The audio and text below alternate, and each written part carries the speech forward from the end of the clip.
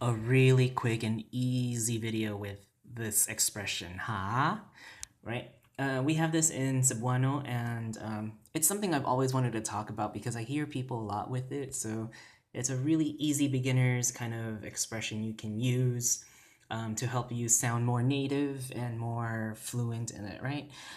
Really quick and easy, ha, right? It can either mean okay, huh, right? As if you didn't understand something or you were in shock, or what, or all right. It has that rising intonation or that shock surprised intonation. It depends, and we'll show you through the examples. But just keep in mind that it's an expression, huh? Yeah?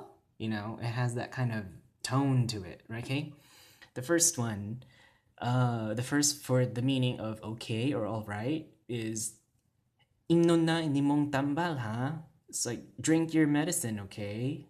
Drink your medicine, all right? Drink your medicine, huh? Drink your medicine, okay? Drink your medicine, all right? Okay? It has that kind of meaning to it, that ha.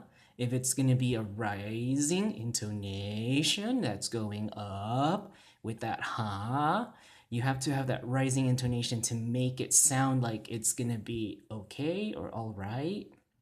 Okay, so drink your medicine, okay? It has that tag, that question tag, huh?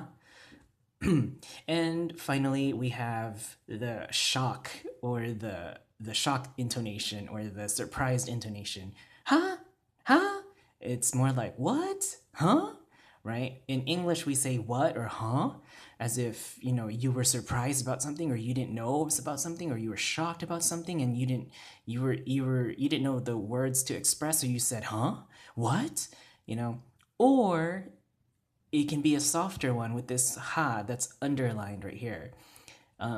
For example, instead of saying unsa, like saying what, you can just say huh, huh. What? It has that expression of what, huh, unsa.